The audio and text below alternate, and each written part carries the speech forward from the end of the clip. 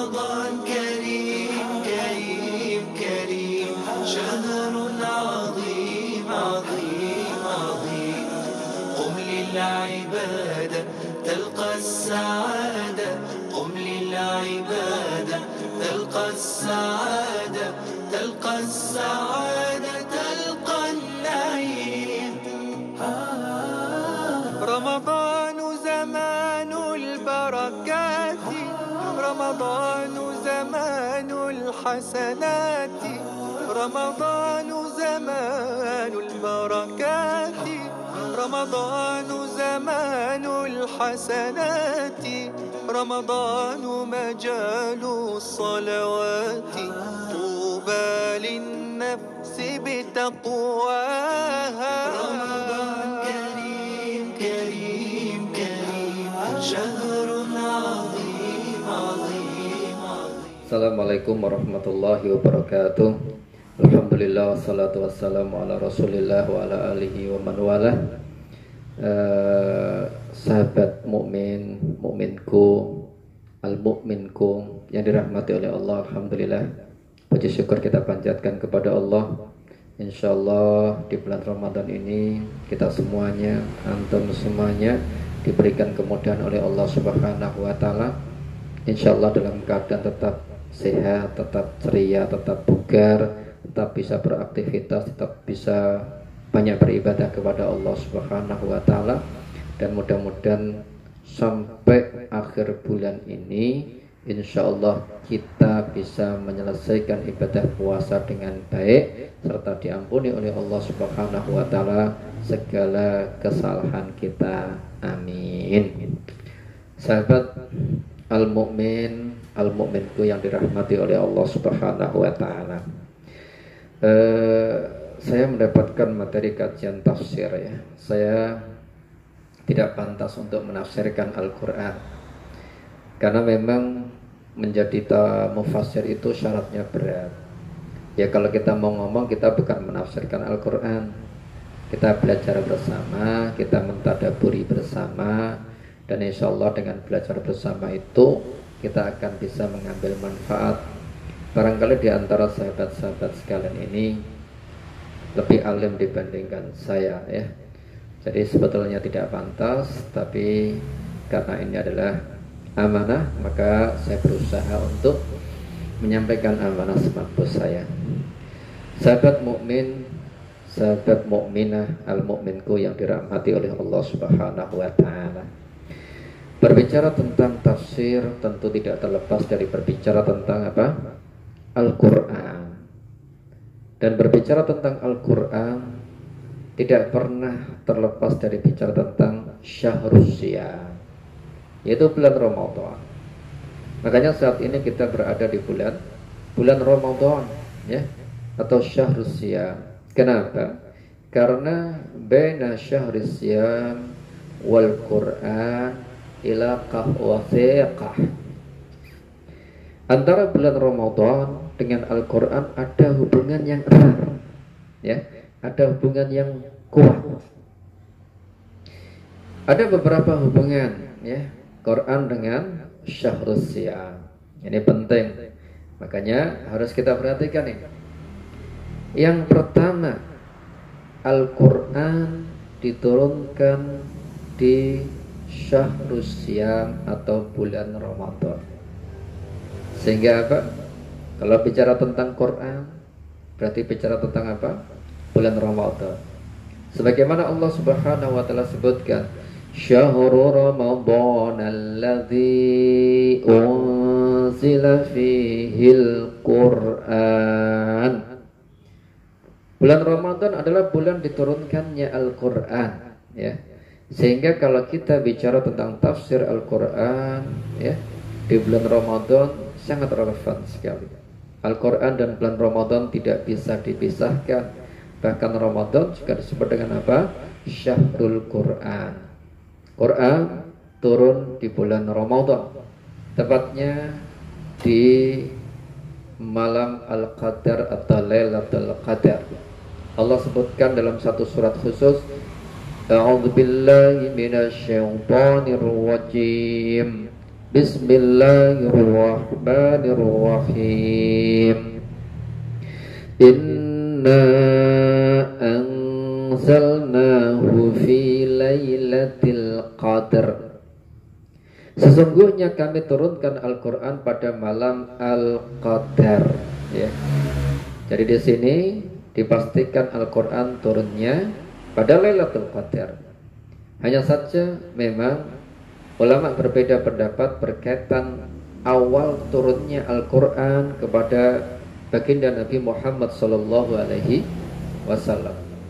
Ada yang mengatakan bahwasannya Al-Quran itu pertama kali turun kepada Rasulullah pada tanggal 17 Ramadan. Dulu saya kadang-kadang mikir, jarene turunnya Al-Quran Lailatul Qadar, kok yang namanya peringatan nuzul Quran dilaksanakan pada 17 Ramadan. Maka disebutkan bahwasannya ada tahapan dalam penurunan Al-Quran. Pada Lailatul Qadar dari Lauhul Mahfuz ke Baitul Izzah di langit dunia jumlatan wahidah, yaitu secara keseluruhan dari Al-Fatihah sampai An-Nas. Kemudian ketika dari Baitul Izzah turun kepada Rasulullah ke dunia, ya, pada tanggal 17 Ramadan. Ini pendapat pertama. Jadi kalau sahabat mukmin al-mukminku, ya, itu setiap tanggal 17 Ramadan sering mendengar namanya peringatan nuzulul Quran. Pendapat kedua mengatakan bahwasannya nuzulul Quran baik ke Baitul Izzah maupun kepada Rasulullah pada malam 21 Ramadan. Nah, ini sebagaimana pendapat Syekh Safi Rahman Al-Mubarakfuri, ya. Kenapa? Karena ketika kita melakukan konversi kalender, ya. Jadi saat ini itu kan canggih, ada konversi kalender. Kita ingin mengetahui tentang kelahiran kita. Contoh saya, ya. Misalnya saya dan sahabat-sahabat semua itu rata-rata umurnya hampir sama.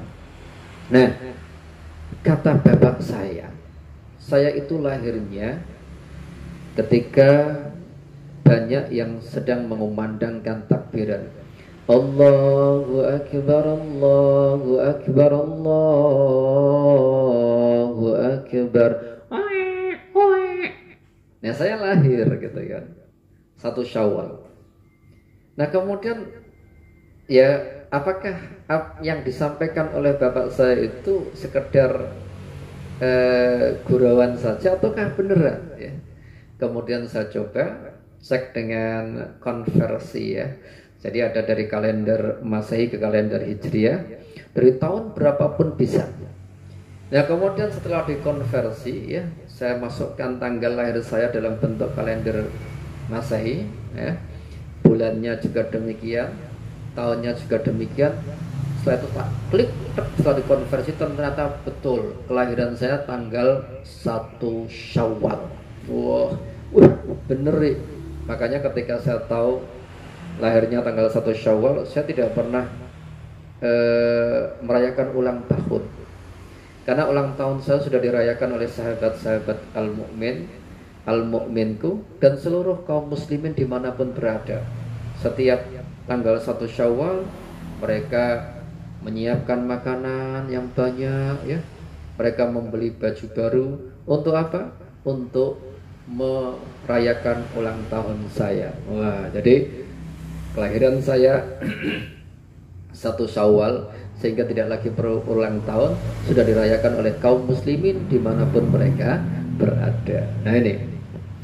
Jadi dengan konversi itu maka nampak bahwasanya pertama kali wahyu turun Ramadan pertama itu, ya, dihitung hari Seninnya ada berapa? Ada 3. Tanggal 8,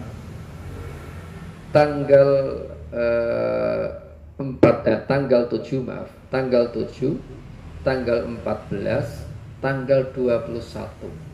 Kalau memang wahyu itu turun hari Senin, kemudian kok dilihat di kalender hari Senin tidak ada yang jatuh pada tanggal 17 Ramadan, maka kalau memang sesuai dengan yang disebutkan surat Al-Qadar pada Lailatul Qadar malam 21 atau malam 28, karena Seninnya ada 4. Yang pertama tanggal 7, yang kedua 14, yang ketiga 21, kemudian yang keempat 28. Sedangkan dalam hadis-hadis sahih disebutkan kita diperintahkan untuk mencari atau menghidupkan Lailatul Qadar pada 10 hari terakhir atau 10 malam terakhir dan pada malam ganjil. Kalau malam 21 pasti ganjil, malam 28 genap, berarti nuzulul Quran malam 21. Nah, apabila pendapat dari Syekh Syafiur Rahman ini benar, maka sesuai dengan Al-Quran yang disebutkan dalam surat Al-Qadar tadi, ya, ataupun dalam surat Al-Furqan, ya, sesuai dengan yang disebutkan tadi. Ini berkaitan dengan hubungan antara Al-Quran dengan Syahrus Siyam. Kemudian hubungan yang kedua, ini hubungan yang pertama, ya. Jadi Al-Quran turun di bulan Ramadan. Hubungan yang kedua, mudarasatu Rasulillah sallallahu alaihi wasallam Al-Quran fi syahri Ramadan. Rasulullah tadarus Al-Quran, membaca Al-Quran di bulan Ramadan lebih banyak dibandingkan bulan-bulan lainnya. Bahkan beliau langsung tadarus di hadapan malaikat Jibril. Ini menunjukkan bahwasannya Al-Quran dengan bulan Ramadan itu memiliki hubungan yang erat, ya. Silah wasiqah, ilaqah wasiqah, hubungan yang kuat. Makanya di bulan Ramadan Rasulullah menghidupkan bacaan-bacaan Al-Quran. Ya tentunya kita sebagai umatnya Nabi ya ikut-ikutan baca Quran, ya. Dan Ramadan syukur-syukur bisa kita target. Ya saya insya Allah, ya, setiap hari khatam. Waduh jangan, ya. Kalau mampu gak apa-apa. Saya insya Allah minimal setiap hari 1 juz, ya. Syukur-syukur bisa 2 juz, syukur-syukur bisa 3 juz, ya.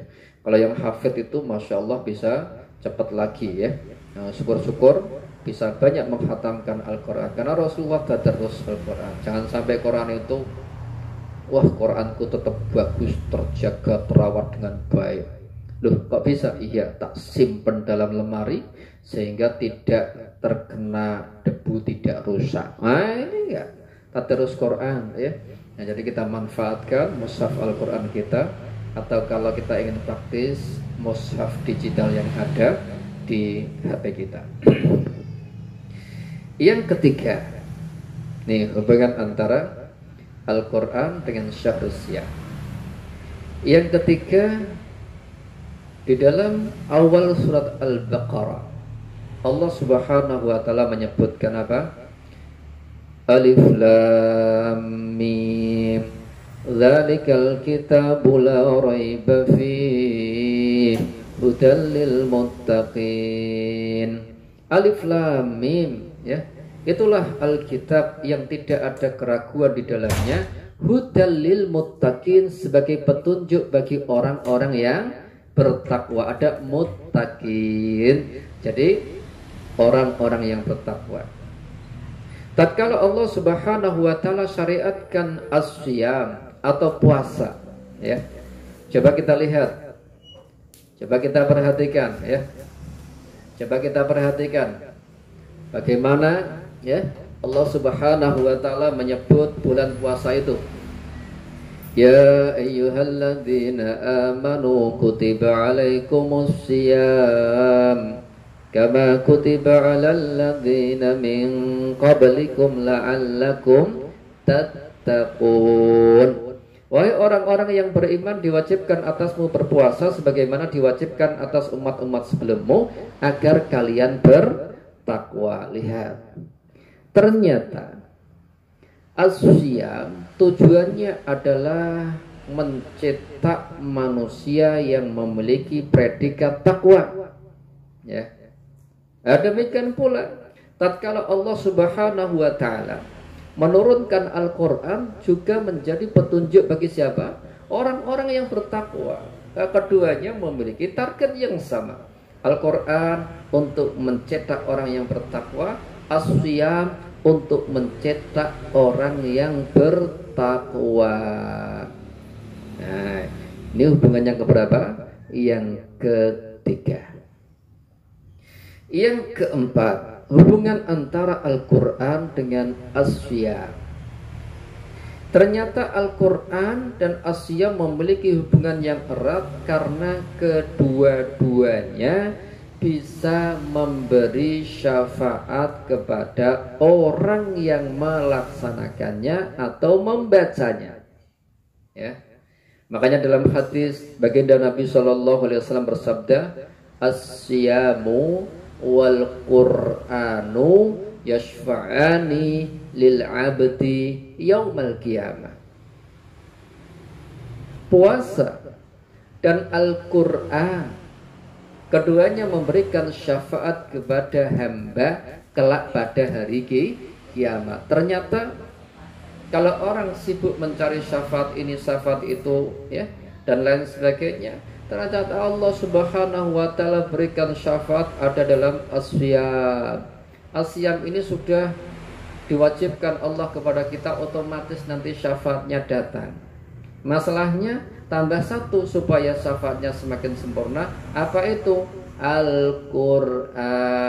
As-Siyamu wal Qur'anu yashfa'ani lil 'abdi yaumal qiyamah. Jadi puasa dan Al-Quran memberikan syafaat kepada hamba kelak pada hari kiamat. Maka di sini, ya, antara As-Siyam dengan Al-Quran memiliki hubungan yang erat, ya. Sahabat mukmin, al-mukminku, sahabat mukminah, ya, sahabat mukmin, mukminah, al-mukminku yang dirahmati oleh Allah Subhanahu wa taala.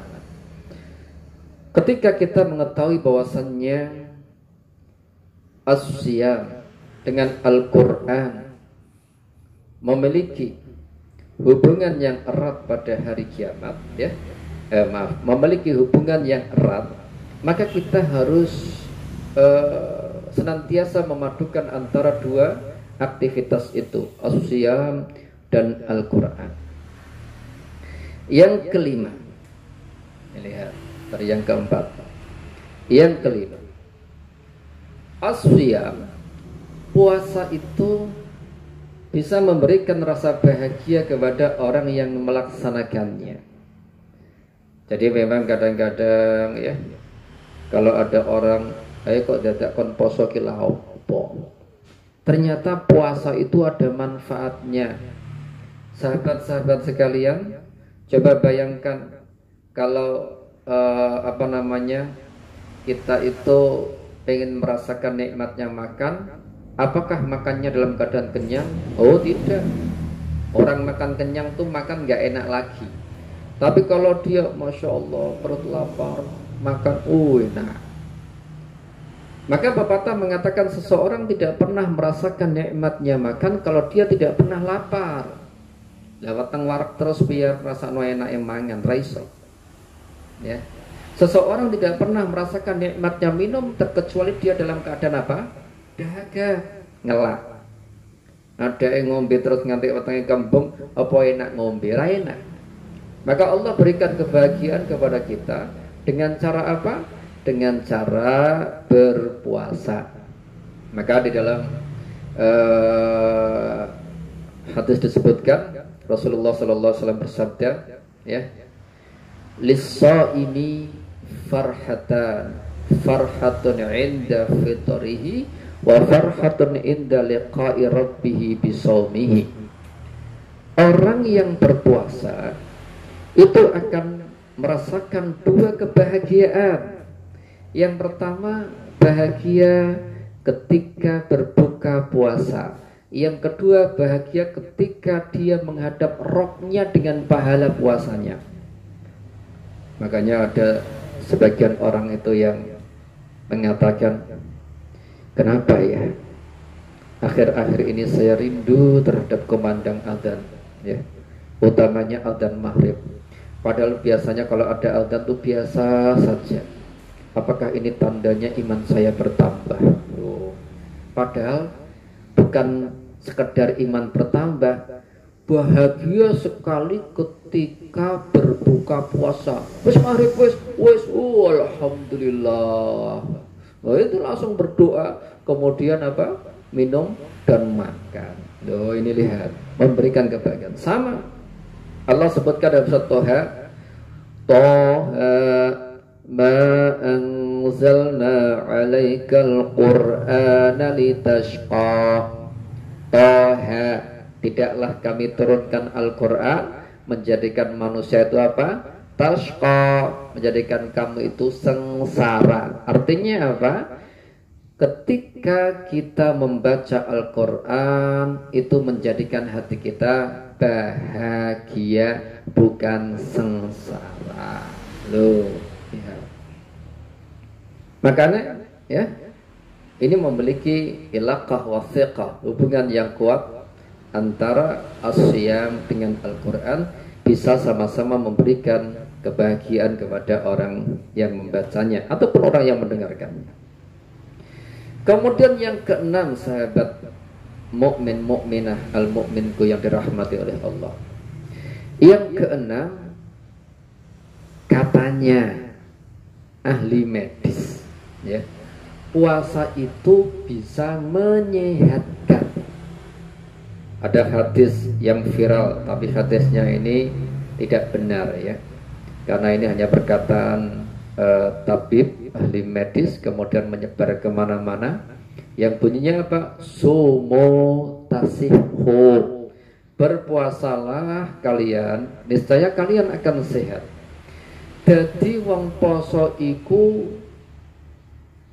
bisa lebih sehat dibandingkan dia tidak berpuasa. Saya punya seorang bibi, ya, Masya Allah, dulu itu sakit-sakitan, terus penyakitnya komplikasi macam-macam, ya. Oh, awal lemu wedi, kan, mripate sudah pada cetol. Kemudian diikhtiari dengan puasa Senin Kemis, bahkan Dawud kadang-kadang, akhirnya badannya semakin hari semakin susut. Alhamdulillah sehat.